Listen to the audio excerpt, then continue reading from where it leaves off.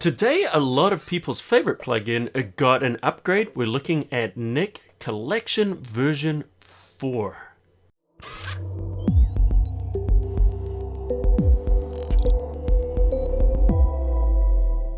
So the Nik Collection is a set of plugins that are very popular with photographers. Designers could use them too, but photographers are definitely going to get the most out of them. So first of all, let's see what's in the collection. So if we go under the filter menu and we go under the Nik Collection, you can see that we've got a number of plugins here. And so it consists of Analog Effects Pro, and this gives us, like filmic looks, vintage, things like that. Color Effects Pro is a suite to give us color grading, some really cool effects, special effects, things like that.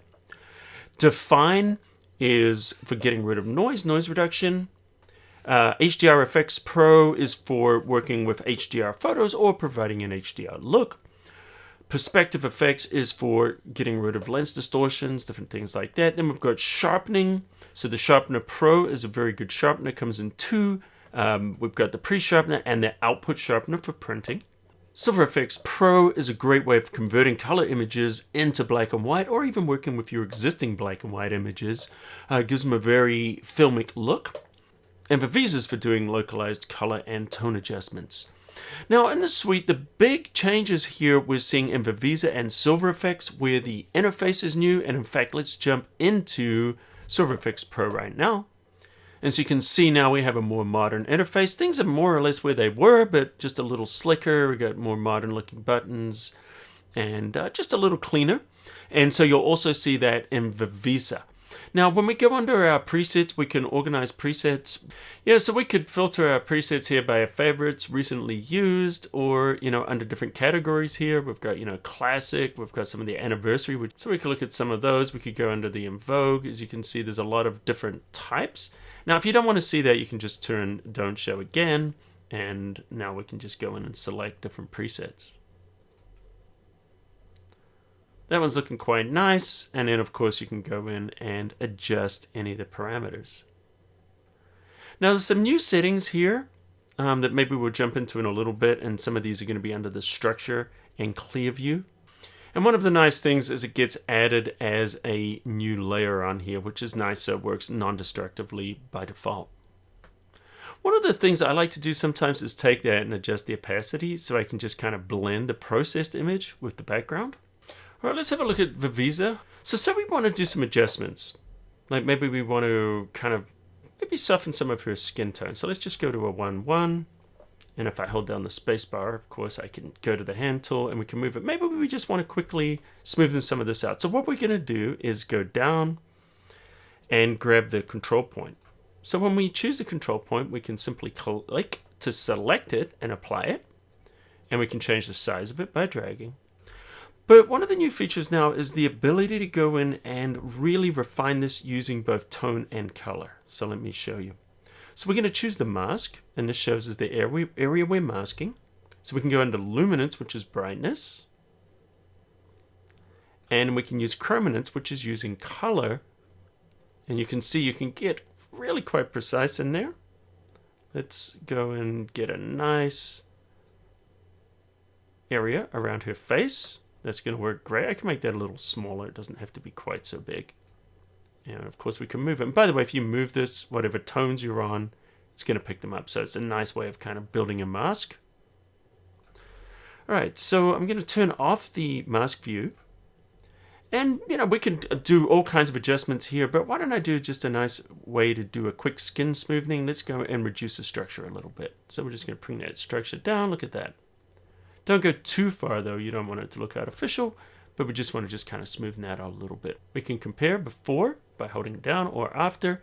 And one of the nice things is if you click on the before after, we can slide this across, and so you can move this to any position. Of course we can go vertical or horizontal, so we can look them two up, vertical there, or we can go like that, and we can see essentially what we're getting with our adjustments.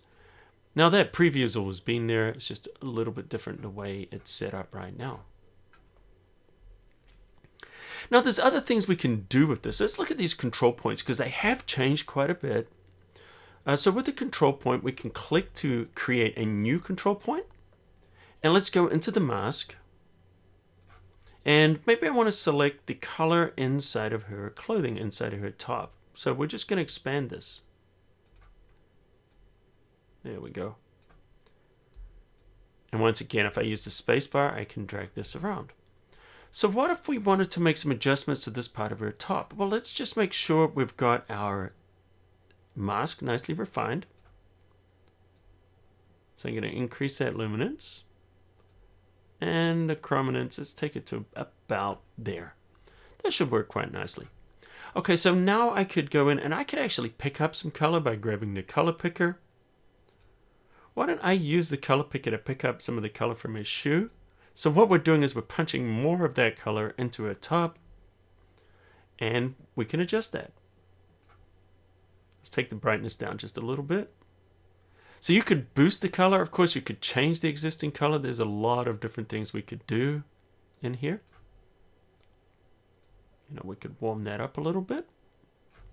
So here's something that's interesting. When you create this, what we're seeing now is we're creating multiple control points, and you see we can control them there. So if I grab this and I hold down the Alt or the Option key, I can drag out another one. And maybe I'm going to make this one a little bit smaller. And so rather than trying to get one just really big, we can hit the Alt or Option key and we can move these around. And we can start to cover other areas. So now if we wanted to group these, we could actually go in and group them. Just hit the Control key and click on additional points so we can select them and then we can put them into a group. You can even click on the group and rename it if you want. But the nice thing about that is when we work in that group, now we can make the adjustments of all of this together. So let's adjust that color selectivity. So as you can see there, you've got a lot more control with the color points than you used to have. The other thing that's interesting is if you choose to save a preset, you can do the color top, and we can actually save a preset now with the control points, which means if I want to apply it to another photo later, I can literally go in here and it's going to create all those control points again. And of course I can go in and I can move them later. So that's a nice improvement. All right, let's go into Silver Effects Pro. I really do like that kind of a hazy look, but we're going to do something just so I can show you a new feature. So if we go down and we do things like clarity and things like that inside of Lightroom, it's pretty good. But this clear view works really well. Watch this as I turn up this intensity. Boom, look at that, it just cuts through very well. But what it's not doing is it's not adding a halo like the clarity does inside of Photoshop, and even the dehaze does as well. This, I think, is a much superior result. All right, let's just give it a little toning to just kind of finish it off. Maybe something a little cooler than that. So that's clear view, and that actually comes from the DxO Photo Lab. So this also, of course, works inside of Lightroom. So here we are in Lightroom Classic. Let's just pull up another picture. And why don't we do an edit in this? We're just going to right click, and why don't we edit in Color Effects Pro, just for fun. So we're going to edit with Lightroom adjustments. And as you can see here, there's a ton of presets that we could apply. We can go in, we can adjust anything. There's lots and lots of filters. In fact, why don't we apply a preset just quickly? And I kind of like that one. Foliage bump, even though I'm not working on foliage. But if we go back here, there's a lot of different filters that are available. We've got the filter library here, and look at all the filters. There are a ton of them. Why don't we apply a glamour glow, and we can play around with that. Maybe warm it up a little bit. And of course, we can also go in and work with control points in here. So if you wanted to put this just in a particular area, you could definitely do that. And what I'm going to do is I'm just going to hit save. So I'm going to apply this. Now I'm going to right click and I'm going to edit this again. Now I'm going to go in and I'm going to use Vivisa. And I want to edit the original now. So we're working off the TIFF file that's created. All right, so here we are. And why don't we do something fun with the control point? So we're going to go down and we're going to grab our control point and we're going to add this onto the image. So there's our mask. And you can see it selecting the boat. So we could adjust just the boat if we wanted. But what I'm going to do is I'm actually going to turn this into just a full vignette. So adjustments here. Let's take our luminance, take it all the way to the left. Take our chrominance all the way to the left. And look, now we can create a nice simple gradient. And if we hide the mask here, we can literally use this to apply just a radial effect anywhere on the image. So we could do, light leaks or, all kinds of things.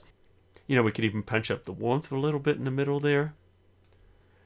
And see what we can do is we can make all of these. And in fact, let's make that larger. So it creates a nice big vignette, just kind of bleeding off. And we're going to apply it. All right, so we've applied a couple of different filters in here. Now watch this. If I right click, we can go under export, and under export we can copy and apply parameters. When we do that, this gives us the ability to actually save these settings. So here we go, we get this window and you can see what we've used. We used Silver Effects Pro before, but we've used Color Effects Pro now and Vivisa just on here. So why don't we copy that setting and copy that setting. So now we can actually use these settings here. All right, so what I'm going to do now is I'm going to right click on this photo and then we're going to go to export one more time and we're going to bring up the copy and apply parameters again. And look at this. We have the same window, so I can apply or copy multiple presets. So this is a nice new feature. I can apply the Color Effects Pro. Let's do that. There's our result right there. And another new feature is you can select multiple images and you can apply them to those multiple images at once. So that's kind of nice because you can always do that with Lightroom presets, but be able to do that with plugins is actually a huge time saver. And if you go under File, Automate, and then you choose the Nik Selective tool, we can have a floating panel which enables us to select all of our presets. But there's something else new here. All right, so I have this image as a smart object, and one of the things that's new is the meta presets, and this enables us to apply a mixture of adjustments that come from multiple filters. So why don't we just apply the expired film, and I can just show you how this works. Now, Nik Collection 4 comes with 10 of these, but I find it very interesting because they're kind of showing us this, and it makes you kind of think, well, now we're starting to use multiple filters together. It actually gives me a lot of hope for things coming in the future. So if we look at this adjustment, I can see that we have both Analog Effects Pro going there, which of course we can turn it on or off because it's a smart filter. And we also have Color Effects Pro. So we have two filters working together here. And of course, because these are smart filters, we have the ability to double click, go back into the filters and change any of the settings afterwards. So a lot of you remember the company Nik. They were based in San Diego, been around many years. They created Nik software. And of course, these were individual boxes that you could buy. Color Effects Pro, I believe, is like $200 or $250. They were not cheap. They were expensive, but they were high-end filters designed by photographers specifically for photography. Then eventually all of these bundled together, and if you guys remember, Google bought them out, and then they created the Nik bundle by Google, and eventually they released that for free for a little while until it stopped working because of course there was no support and it was end of life. Then DxO bought them from Google. Version 3, they got it working again on Windows and Mac, and here we are in version 4, so we can kind of see the direction that they're taking it now. So a couple more things about this. Currently, as of right now, this will work on the M1 in Rosetta mode. So it's not currently M1 native. The guys over at DxO have told me they're working on that, and that'll be available later this year. Now, as far as pricing, the pricing on this is going to be $150 for the full version, and I believe $80 for the upgrade from version 3. They're running a special until the end of June where you can get the full version for $100, or you can get the upgrade for, I believe, $60, is it? Yeah, you can get the upgrade for $60. So all in all, here I am. I'm using it on the Mac. It's working pretty well. I have a pre-release, so there's been a couple of bugs in here, which I'm sure will be ironed out by the time the full release comes. And I'm also hoping for a little bit better performance. It's running pretty good, but I'd like to see it a little bit faster. But all in all, if you're a photographer, definitely worth checking it out.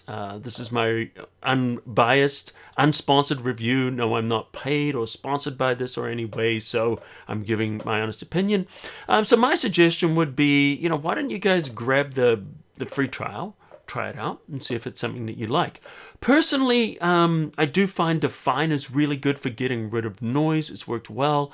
I really do like using Silver Efex Pro for doing black and white conversions. I believe it's the best tool out there as far as I'm concerned. And Color Efex Pro is a fun tool to play around with. As far as HDR Efex Pro, I've always been a little bit more of a Photomatics fan. I kind of see it as like using a very fine tip with the Photomatics, where I can get some really nice detailed stuff where I feel it's a little bit heavy-handed in the Nik. So I do prefer that, even though the interface is better in the Nik collection. Visa, of course, is an incredible tool for doing those targeted adjustments. So it definitely has its place in your toolbox, and I think you'd be doing yourself a disservice to not try it out. So anyway, guys, that's my review. Let me know if you want to see me do some more tutorials on this. And also, if you guys are interested in looking into some more plugins, probably the next one we're going to look at is the Boris FX Optics. We're going to be checking that out pretty soon. And let me know in the comments, what plugins would you like to see me review or do some tutorials or test out for you guys? Because I know a lot of people love plugins. Just huge time savers. So anyway, guys, thanks for watching this. If you're new, consider hitting that subscribe button and you'll get a new video from me every single week, at least once a week. And if you liked this, hit that like button, smash it if you please. What that does is it helps us with the algorithm and helps people find us here on YouTube. So anyway, guys, till next time, I'll see you at the cafe.